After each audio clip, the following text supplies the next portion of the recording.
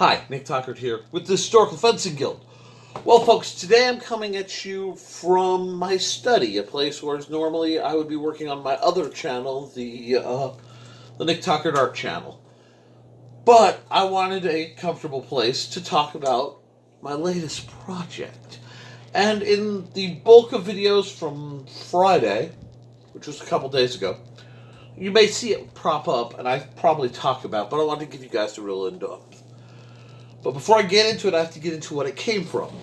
We'll start with this. This is a Blades USA martial arts gin. It's polypropylene. It has some unique features. You guys have seen this before. Long-time viewers know this is one of Sword Sage's all-time favorite trainers that I have because it handles reasonably like a gin. Now there are some flaws. First off, the guard pops off a lot, and a proper gin's guard would be downward, not upward, but okay, so we have that. The other flaw in this particular model is that this little stylized pommel piece just slides on a nib, which puts a tremendous amount of pressure right here. So what happens is if you're playing with somebody and they grab it wrong for whatever reason, in the case of what came up, it was Mr. Lundy. He was attempting to play a pommel range game, grabbed it here, downward thing, and I don't even want to demonstrate because it could break it, but snapped off. Now, why I'm bringing this up is many of you have noticed that I drop things sometimes, especially right-handed. That's because I have nerve damage that runs from the elbow through the wrist all the way up to these two fingers. And these two fingers don't always work. This is why when I deal with firearms, I stick to very low caliber things. And when I deal with swords, I have to be very careful to have a very relatively small hilt. And it has to be a style that allows keyhole, because if I'm focusing too hard on this, I can lose the weapon. So I've had some trouble with this. I could still draw, thank God, or I'd have real problems. But anybody else would be like, well, you have to limit what you're doing, and you can't play, yada yada. That's not what the Historical Fencing Guild is about. The Historical Fencing Guild is about adaptation. So I can show you my work in progress. Understanding this is both a kludge and a work in progress. Oops. Never mind that. This is what it started out. This is what it became. Now, the first thing you'll notice are what are these tapes. I'll talk about these tapes in a second. But we had one of these, and the pommel piece snapped off, as I described. So I've used it. It wasn't a bad sword, but I needed something else. So, in the words of one of my favorite YouTubers, let's look at its features. What I did is I drilled right through it, and I put a chunk of threaded stock. These are nylon cap lock washers to ensure it doesn't vibrate, and caps for safety and aesthetics. The tape is showing. I stacked it together and taped it with masking tape just to keep them together while I screwed them on. Are just a pile of old-fashioned fender washers. And that's a self-tapping screw. Now, why did I do fender washers and a self-tapping screw? One, the self-tapping screw is very narrow. So while it is holding, it's not great. But this is letting me mess with the balance. You see, when I started and had no rig, the point of balance was right here, which, for a fencer, this means it's a very moderate,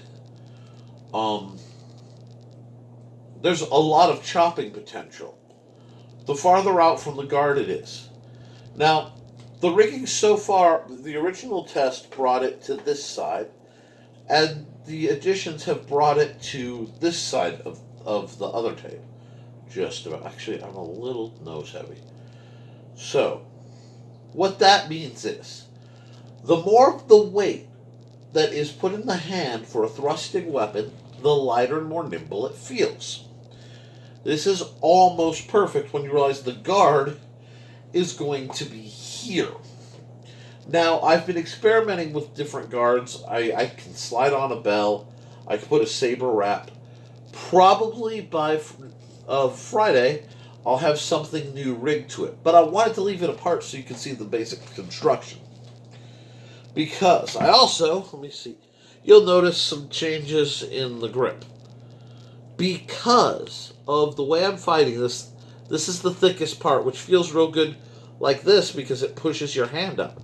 But the way I'm fighting, my hand doesn't need to be pushed up. So, I basically just took a scraper, because I found that worked even better than sandpaper, and I've been slowly shaping and removing the material to get the grip more how I like it.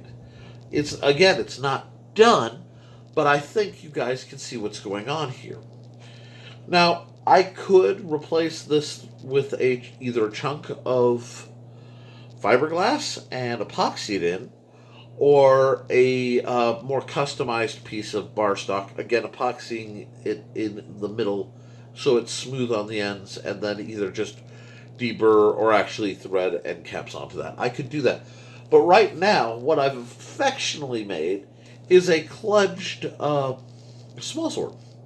And I still need to put a decent guard on there, and I'd like it to connect. So I would love to make a proper bell and get a very Italian feel for it, but it is a work in progress. I hope you guys. I should talk about the cost. I originally got two of these, so this is one of two, for $25. So they ended up being $12.50 a piece. They're running about $20 now. They're still a decent trainer. There's a lot of wibble, which, pro and con, against the heavier weapons means it gets batted out of the way pretty well. But it has a lot. Look at that flex. Even as the point, it has a lot of flex. That means it can be very forgiving of a thrust. I'm still probably going to round the tip because that's still a bit aggressive of a tip for how I practice. But this means for about $20 and another currently, we'll be generous and say $4 in hardware. Let's see how much time. The actual construction probably took a few minutes. You can convert a Blades USA gin into something no one will make. A small sword synthetic simulator. Now, yes, I know Purple Heart makes some, but I found them to be a bit bulky. And I know that Black Fencer makes some beautiful rapiers, but they too can be a bit much for both the small size of my hand and the weight damage. I would love a company like Cold Steel to try to do something similar like this, or Blades USA, or obviously Purple Heart is still, they will always be my favorite sword simulator. But as a next step from the Abomination, this is a pretty good rig. I want to hear what you have to think about it. I want to hear what you'd like to see improvised. I'm always taking advice. And you'll get to see more and more of this in combat and in context, probably this week. And I'm hoping to pair it with some work I want to do on my modded Cold Steel Parry Dagger. I think I may finally have my Swordmaster set of synthetic trainers. That these are mine. You guys can use whatever else you want, but these belong to Nick. And obviously, I'll probably paint them bright orange to be easier to see. So, I hope you find this interesting. I hope you find this useful. And if you like what I'm doing, please consider becoming a patron. I operate on a shoestring budget, and I am blessed to have that shoestring to work on, thanks to my patrons. You guys are heroes, and I appreciate you. I don't charge the guild members who come out because I want what I do to be accessible. I keep the cost of my manual, The Simple Sword, pretty much as low as Amazon will let me. And I only make a couple bucks off of it. I could jack it back up, but, there you go. So, if you like what I'm doing, like this video, ring the bell, share, subscribe. If you really want to support me, buy my book, consider becoming a Patreon member. Even a dollar a month is huge, because by the end of the year, that would mean I could buy new trainers to review. That's how I get them. If you want to send me stuff to review, send me a message. Contact me. Okay? Comment below. And whatever you do, as always, support your local sword master.